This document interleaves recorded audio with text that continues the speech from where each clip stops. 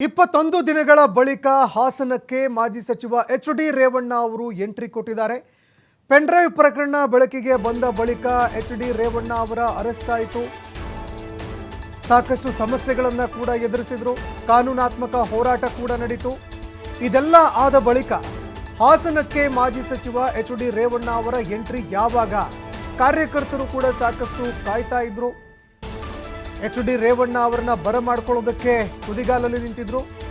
ಹೊಳೆನರಸೀಪುರಕ್ಕೆ ಹೋಗದೆ ಸ್ವಗ್ರಾಮದಲ್ಲೇ ಮಾಜಿ ಸಚಿವರು ಉಳ್ಕೊಂಡಿದ್ದಾರೆ.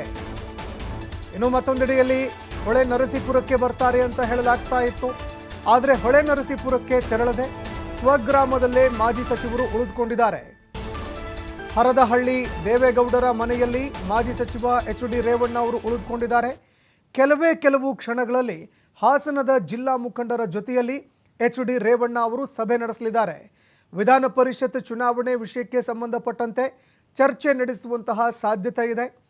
ಇನ್ನು ಸಭೆಗೆ ಜೆಡಿಎಸ್ನ ಶಾಸಕರು, ಜಿಲ್ಲಾಧ್ಯಕ್ಷರು ತಪ್ಪದೇ ಹಾಜರಾಗಬೇಕು ಅಂತ ಸೂಚನೆ ಕೂಡ ಕೊಡಲಾಗಿದೆ. ಹೀಗಾಗಿ ಏನೆಲ್ಲ ಚರ್ಚೆ ಆಗುತ್ತೆ ಅನ್ನುವಂಥದ್ದನ್ನು ಕೂಡ ಕಾದು ನೋಡಬೇಕಾಗತ್ತೆ.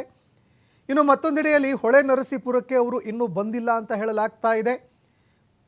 ತಮ್ಮ ಸ್ವನಿವಾಸದಲ್ಲಿ ಉಳಿದುಕೊಂಡಿದ್ದಾರೆ ಅಂತ ಹೇಳಲಾಗ್ತಾ ಇದೆ. ಹೀಗಾಗಿ ಮತ್ತೊಂದೆಡೆಯಲ್ಲಿ ಜಿಲ್ಲಾ ಒಂದು ಸಭೆಯನ್ನು ಕೂಡ ಕರೆಯಲಾಗಿದೆ.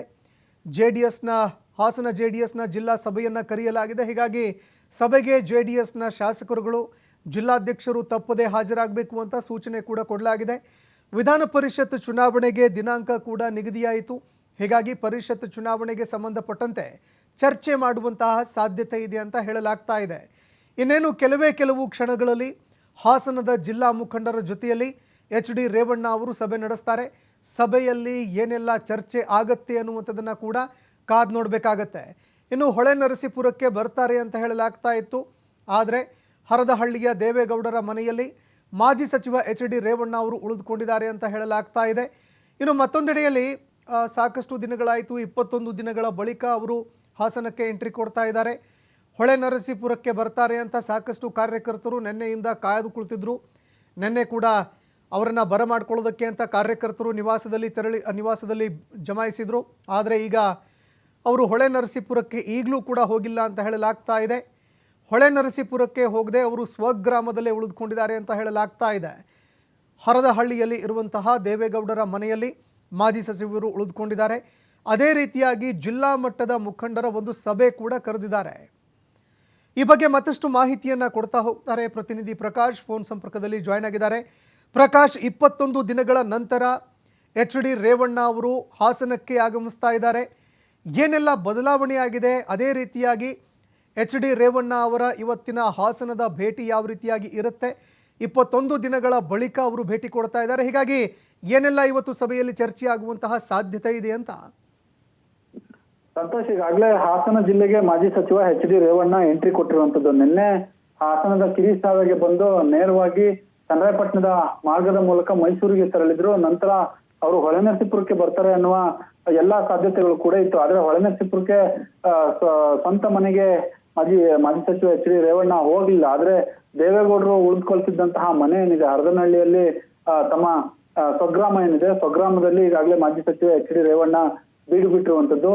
ಮೊದಲು ಹರದನಹಳ್ಳಿಯಲ್ಲಿ ಇರ್ತಕ್ಕಂತಹ ಈಶ್ವರನ ದೇವಸ್ಥಾನಕ್ಕೆ ಪೂಜೆ ಮಾಡಿ ನಂತರ ಅವರು 11:30ಕ್ಕೆ ಜಿಲ್ಲಾ ಜೆಡಿಎಸ್ ನ ಮುಖಂಡರನ್ನ ಸಭೆಯನ್ನು ಕೂಡ ಕರೆದಿರುವಂತದ್ದು.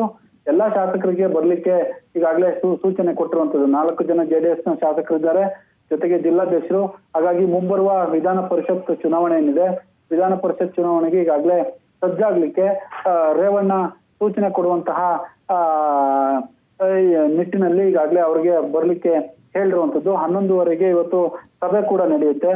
ಯಾವೆಲ್ಲ ರೀತಿಯಾಗಿ ಸಭೆಯಲ್ಲಿ ಏನೇನು ನಿರ್ಣಯ ತೆಗೆದುಕೊಳ್ತಾರೆ ಅನ್ನೋದನ್ನ ಕಾದ್ ನೋಡ್ಬೇಕಾಗತ್ತೆ. ಬಟ್ 21 ದಿನಗಳ ನಂತರ ಹಾಸನ ಜಿಲ್ಲೆಗೆ ಎಂಟ್ರಿ ಕೊಟ್ಟಿರುವಂತದ್ದು ರೇವಣ್ಣ. ಈಗಾಗಲೇ ಕಾರ್ಯಕರ್ತರಿಗೆ ಯಾವುದೇ ಪಟಾಕಿ ಸಿಡಿಸೋದಾಗ್ಲಿ, ಹಾರ ತುರಾಯಿ ತೆಗೆದುಕೊಂಡು ಬರೋದಾಗ್ಲಿ ಎಲ್ಲದಕ್ಕೂ ಕೂಡ ನಿಷೇಧವನ್ನು ಹೇರಿದ್ರು. ಅಂದ್ರೆ ಯಾವುದನ್ನು ಕೂಡ ತರಬೇಡಿ, ನಮಗೆ ಆ ರೀತಿಯಾದಂತಹ ಸ್ವಾಗತ ಬೇಕಿಲ್ಲ ಅನ್ನುವ ಮಾತನ್ನು ಕೂಡ ಸ್ವತಃ ಎಚ್.ಡಿ. ರೇವಣ್ಣ ಹೇಳಿದ್ರು.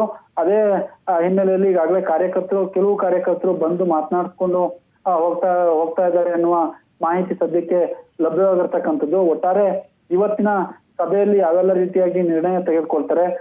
ಜೊತೆಗೆ ಒಂದಿಷ್ಟು ಏನು ಈ ಜಾಮೀನು ಮೇಲೆ ಬಿಡುಗಡೆಯಾಗಿ ಬಂದಿರುವಂತಹ ರೇವಣ್ಣ ಮೊದಲನ ಚಾರ್ಮ್ ನಲ್ಲಿ ಇಲ್ಲ, ಆದ್ರೆ ಅದು ಮುಂದಕ್ಕೆ ಚಾರ್ಮ್ ಪಡ್ಕೊಳ್ತಾರ ಅನ್ನೋದನ್ನ ಕೂಡ ಕಾದ್ ನೋಡ್ಬೇಕಾಗತ್ತೆ. ಇನ್ನೊಂದ್ ಕಡೆ ಪ್ರಜ್ವಲ್ ರೇವಣ್ಣ ಈಗಾಗಲೇ ವಿದೇಶದಲ್ಲಿ ಇರ್ತಕ್ಕಂಥದ್ದು ಈ ಪೆನ್ ಡ್ರೈವ್ ಕೇಸ್ಗೆ ಸಂಬಂಧಪಟ್ಟ ಹಾಗೆ.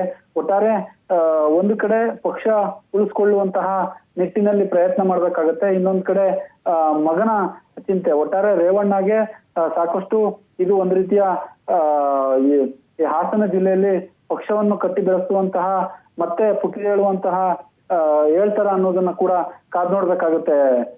ಸಂತೋಷ್, ಧನ್ಯವಾದಗಳು ಪ್ರಕಾಶ್ ನಿಮ್ಮೆಲ್ಲ ಮಾಹಿತಿಗೆ.